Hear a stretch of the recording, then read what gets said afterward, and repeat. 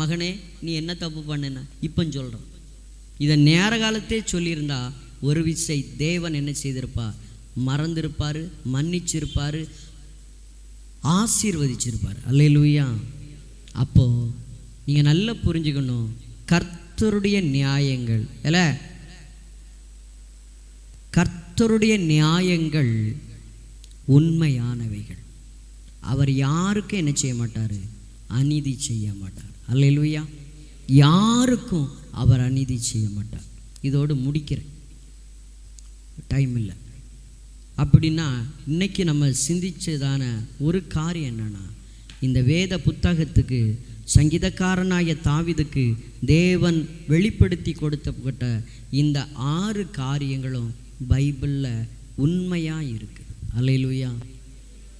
இந்த வேத புத்தகத்தை நீங்கள் உங்கள் வாழ்க்கையில் கை கொள்வீர்களானால் நிச்சயமாக இந்த கர்த்தருடைய வேதம் உங்களை வாழ வைக்கும்.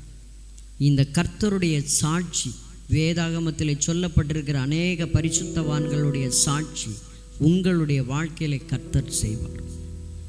கர்த்தருடைய வழிகளிலே செம்மையான இருதயத்தோடு உண்மையாய் நடந்ததான எத்தனையோ பக்தர்களுடைய வாழ்க்கை வரலாறு எழுதப்பட்டு இருக்கிறது இந்த வேத புத்தகத்தில். அதே போல் உங்களுக்கும் எனக்கும் செவ்வையான பாதையை என் கர்த்தருடைய ஆவியானவர் காண்பித்து தருவார். அது மாத்திரமல்ல, கர்த்தருடைய கற்பனைகளை விட்டு வழி வலது இடதுபுறம் விலகாதபடி சேர்ந்திருந்த எத்தனையோ மனிதர்கள் ஏராளமான தாராளமான ஆசீர்வாதங்களை பெற்றிருந்தார்கள். அதே போல் ஆசீர்வாதங்களை உங்களுடைய வாழ்க்கையிலும் அவர் தர வல்லவராயிருக்கிறார். கர்த்தருக்கு பயந்தது நிமித்தமாக எத்தனையோ மனிதர்கள் எவ்வளவோ இக்கட்டில் இருந்து தப்புவிக்கப்பட்டார்கள். அதே போல் கர்த்தருக்கு பயப்படுகிற பயம் உங்களுடைய வாழ்வில் இருக்குமானால் நீங்களும் தப்புவிக்கப்படுவீர்கள். அது மாத்திரமல்ல, உங்கள் வாழ்வில் ஆண்டவர் நீதியை மட்டும் செய்வார். அல்லேலூயா. இந்த 6 காரியமும் என் வாழ்க்கையில் நடக்கட்டும், என்ன நான் ஒப்பு கொடுக்கிறேன் அப்படின்னு சொல்லுவீங்கன்னா ஆண்டவருடைய சமூகத்தில் உங்களை ஒப்பு கொடுங்க. நம்ம எல்லாரும் எழும்புவோம், தேவனுடைய சமூகத்தில் நம்மை ஒப்பு கொடுப்போம். ஆண்டவரே, இந்த வேத புத்தகத்தில் இவ்வளவு ரகசியங்கள் இருக்குதா? இந்த வேத புத்தகத்தில் இவ்வளவு மறைக்கப்பட்டதான காரியங்கள் இருக்குதா? இன்னைக்கு சிலவற்றை நான் அறிந்து கொண்டேன்ப்பா. மக்களை ஒன்று சொல்லித்தாரப்பா, நீங்கள் எவைகளை கற்றுக்கொண்டீர்களோ அவைகளை நிலைத்திருக்க பிரயாசப்படுங்க. நிறைய வேண்டாம். இன்னைக்கு 6 காரியம் நம்ம சிந்திச்சோம். 6ல் எது உங்களுடைய இருதயத்தில் ஆழத்தில் பதிஞ்சிருக்கிறோம்? 1 இருந்தாலும் பரவாயில்ல, 2 இருந்தாலும் பரவாயில்ல, அதை தேவனுடைய கிருபாசனத்துக்கு முன்னாடி வந்து சொல்லுங்க. அப்பா, நான் உமக்கு பயந்து வாழணும், கிருபை செய்யுங்க. என் வாழ்க்கையில் நீர் நீதி செய்யணும். அப்பா, என் வாழ்க்கையில் உங்கள் கற்பனைகளை கை கொள்ளணும். அப்பா, நான் உமக்கு சாட்சியாக வாழணும்.